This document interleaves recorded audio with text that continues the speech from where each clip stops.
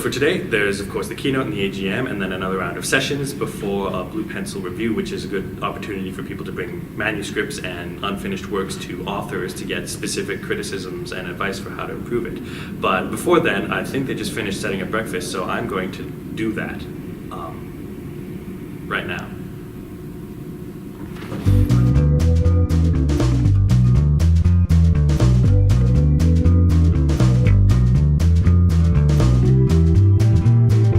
Thank you for your keynote. It was actually really interesting. We had talked with another person who was really interested in the way that writing and business has really become one and the same, how in the modern world, and even to a certain extent before that, writing is inseparable from business. And someone had raised a question talking about the death of the starving artist. And I was wondering if you had something to say about the idea that people don't have the time to pursue writing full time. They don't have the ability to support themselves with writing alone. I suppose that for me, I probably started a business so that I would have the time to write. I feel like it's the ultimate thing that I pursue, is the writing. It's sort of the church for me. And what has happened probably is the business has taken up way more time and energy than I ever would have imagined. And so the church is getting smaller and smaller. So the tension that the audience member brought up is something I live with every day. And it's something I still don't know how to deal with, but I'm hoping ultimately that as the business grows, I can step back more and more and do my writing, even as the business does its thing.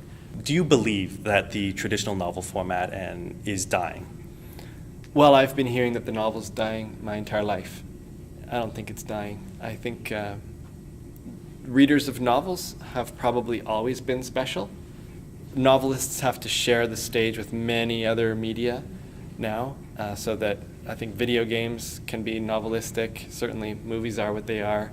Even little videos that we can make can have narrative arcs among them. But the thing about novels that they've not been able to replicate in any of those art forms is that kind of fourth dimension where if you and I are reading the same novel together, you create it and I create it. We imagine it differently. So we do work. We're actually creating as we're reading. And I don't think there's another art form that can do that. And I think it will always have an audience. My two children have access to every digital media possible. But I would say their favorite thing to do when they have time alone is to read books, comic books. So reading still gives us a unique pleasure that I don't think any other art form has been able to replicate.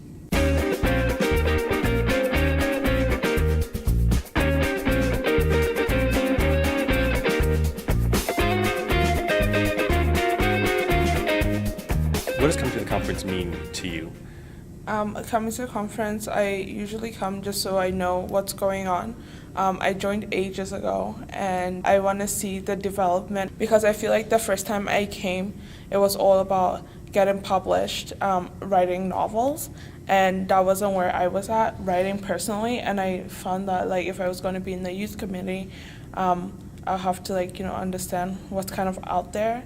This might be a little bit of a curveball, but yeah. How do you think that if a young person someone like 13 to 17 years old, were to attend a conference like this, what do you think they would get out of it? Ooh, my 13-year-old self probably would enjoy the little breakout sessions. If I think back to 13-year-old me of my younger sister, she wants an event where there's more doing than speaking and discussing. You want to do stuff. If you're going somewhere, you want to come away with the product and you want to be able to, I take pictures of a lot of stuff I'm doing. So you want to go and maybe, do a workshop, take a picture of the workshop, kind of have an Instagram story about what you did that day and why, it was valuable for you to spend 5 hours not doing anything else but this.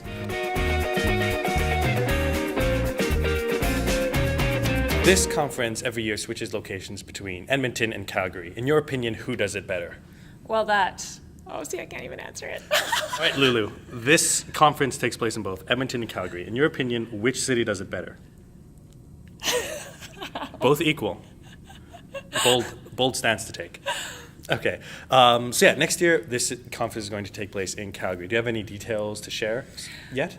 Somewhat amazingly, we do. We're not exactly sure. It'll be beginning of June 2018 in Calgary. It will be quite a large program. What did you think about this year's conference? Oh, I thought it was great. I loved the opportunity to hear from Yasuko Tan and interview Glenn Dixon. Yeah, it was a great time. I thought we had a really good turnout. Awesome. And Lulu, what did you think about this year's conference? Lulu is tuckered out. So one thing that's featured in this year's conference is the Blue Pencil Cafe, which is a chance for guests to meet with authors and talk about their manuscripts and get specific feedback about the things that they've written and ask specific questions to these authors.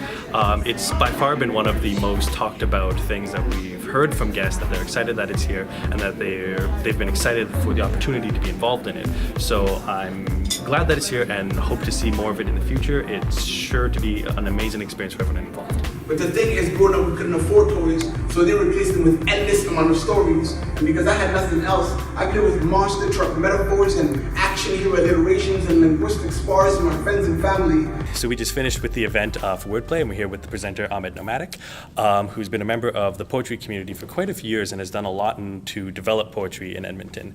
And so you mentioned that you work a lot with disparaged and underprivileged youth and using wordplay to really help them grow creatively. Can you talk a bit about how that works? Poetry and writing in its writing form, it's not really accessible to a lot of newcomers and to a lot of youth that are not involved in creativity. And so my objective is by saying or performing something that they can relate to but comes off as witty as well, opens them up to or makes them more willing to wanting to write. And then it's almost like the opening door, because if you make them comfortable by saying goofy things or saying things that are like, oh, how did you write that? And you're like, oh, well, you can do it too. And you give them a demonstration example and then they do it, they become writers. And the main thing is to encourage them to get creative, because for mental health, it's amazing. And it's way more important for especially those youth. And so that's the idea behind it. So your own poetry actually uses a wonderful blend of wordplay with a good mix of comedy and social justice themes. What brought you to mix the ideas of social justice with a comedic approach to it? Humor breaks down barriers.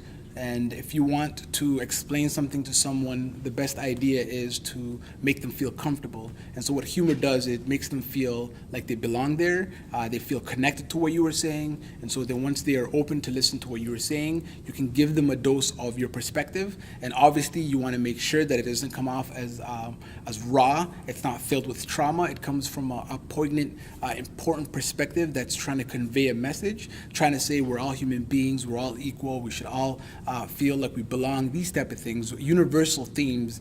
And then once you do that and you start it off, you can enter with something more personal about your personal experiences and your life and how you've taken that and brought it to the community. We've reached the end of the annual conference here today. We've met a lot of interesting people and talked to a lot of different people, both writers who are established and writers who are starting out in the field. It's important to get both perspectives because everyone is at a different point in their careers, and a lot of the established people, the successful writers, have mentioned that there's no clear path to success. There's no clear path to succeeding as a writer or as a published writer, and the important thing is making sure that you enjoy the journey on the way. You write for its own sake because you enjoy doing it and because it's something that you want to do.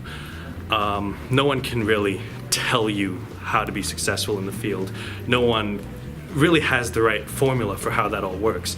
And so it's important to know that no matter what happens, you take pleasure out of the act itself. And I'm looking forward to next year to seeing what kind of panels they have, what kind of things you can hear from the experts they bring in, and it should all be a wonderful time. So until then, have a good night.